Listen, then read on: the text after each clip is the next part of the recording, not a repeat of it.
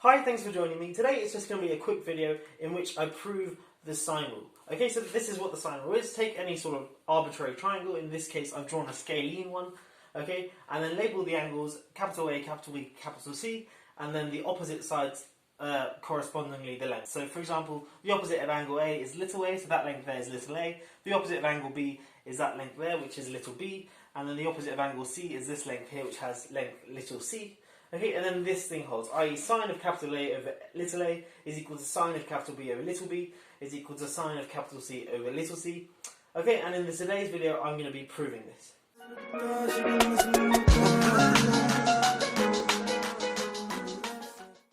Okay, so to prove it, it's not too difficult. Firstly, note that I only really need to prove it for A and B.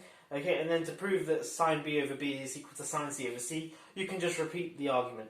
Okay, so I'm going to look at showing that sine A over A equals sine B over B, and then to prove that sine B over B equals sine C over C, essentially just swap the roles of A and C. Okay, so I want to prove this thing today, sine A over A equals sine B over B. And to do that, let's look at this diagram here.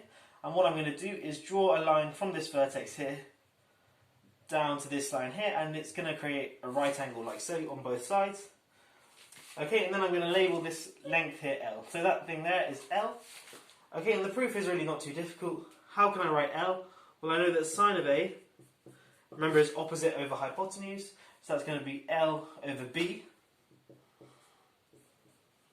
Okay, and similarly, I can work out what sine of B is by looking at opposite over hypotenuse.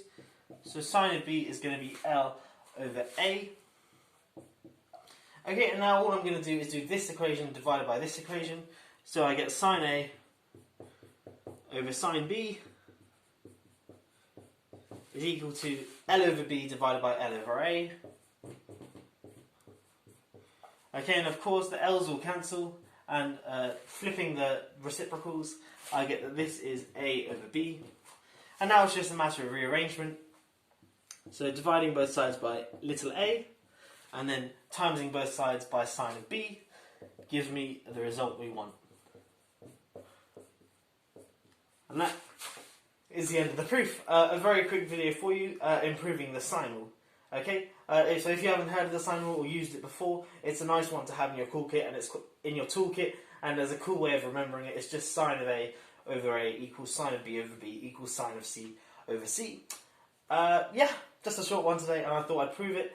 If you are new here, please do consider subscribing. I make fun proofs like this, look at some problem-solving videos as well, and just all around try and provide some fun with maths. Yep. Have a great day. I'll see you in the next one.